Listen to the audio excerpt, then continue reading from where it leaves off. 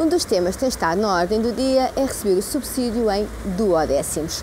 Mas, para quem não tem a opção e tem mesmo de o receber, o seu dinheiro foi saber onde pode investir e ganhar algum dinheiro extra com os duodécimos. Quem vai receber o subsídio através do duodécimos, onde é que pode investir? Nós pensamos que alguns investidores vão querer fazer face a algumas despesas que têm no final do ano, nomeadamente com as prendas de Natal ou alguma viagem que queiram fazer e, portanto, convém que consigam acumular uma parte, guardar uma parte do que vão receber agora em duodécimos para terem disponível nessa altura do ano. E assim temos várias alternativas. Como é um prazo limitado, se calhar alternativas de mais baixo risco para que o dinheiro esteja lá disponível nessa altura do ano. Quando fala em mais baixo risco, o que é? Constituir, por exemplo, um depósito a prazo? Sim, dentro de algumas alternativas, de facto, com risco bastante limitado, o depósito a prazo será uma delas. Um depósito a prazo que seja reforçável todos os meses para poder ir agregando essa poupança.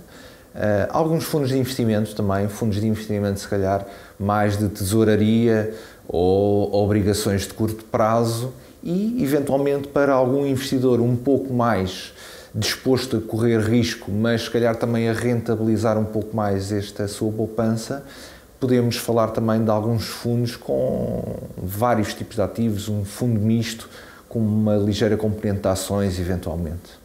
Mas aqui estamos a falar de montantes muito baixos, não há problema de serem montantes tão baixos? Não, se calhar há alguns depósitos a prazo com alguma limitação, até em termos de reforço, mas também para a entrega inicial. Mas haverá outros depósitos a prazo que são passíveis de se constituir com valores bastante reduzidos. Em termos dos fundos de investimento, também há muitas alternativas. Existem fundos de investimento que se conseguem constituir com 20, 30 euros todos os meses. Portanto, normalmente cada sociedade gestora define um mínimo de investimento para os seus fundos de investimento. Existem sociedades gestoras e sociedades gestoras em que o montante mínimo de investimento são, por exemplo, 1000 euros, algumas 500 euros, e há algumas que definem que o montante de investimento é uma unidade de participação. E aí, por vezes, existem fundos em que a cotação anda à volta dos 20 euros, 30 euros, e, portanto, é possível todos os meses, pelo menos, comprar uma unidade de participação ou uma vírgula qualquer coisa para ajustar a 50 euros, a 60 euros, e é sempre possível de poupar. E qual é que é a rentabilidade média desses fundos de investimento que aconselha? Portanto, dentro do que toda a gente sabe, que maior risco normalmente estará associado a maior rentabilidade, quando falamos em investimentos com baixo risco, estaremos a falar, se calhar, de rentabilidades anuais na ordem dos 2% neste momento. Depósitos a prazo, se calhar 2%, fundos de tesouraria também por volta disso. Quando se assume um pouquinho mais de risco, ficamos sujeitos à rentabilidade dos mercados, nomeadamente alguns mercados de ações. Nós este ano estamos até relativamente otimistas quanto aos mercados de ações, essencialmente a zona europeia também, porque depois desta incerteza toda que houve com a zona euro, pensamos que há algum espaço para ações europeias recuperarem.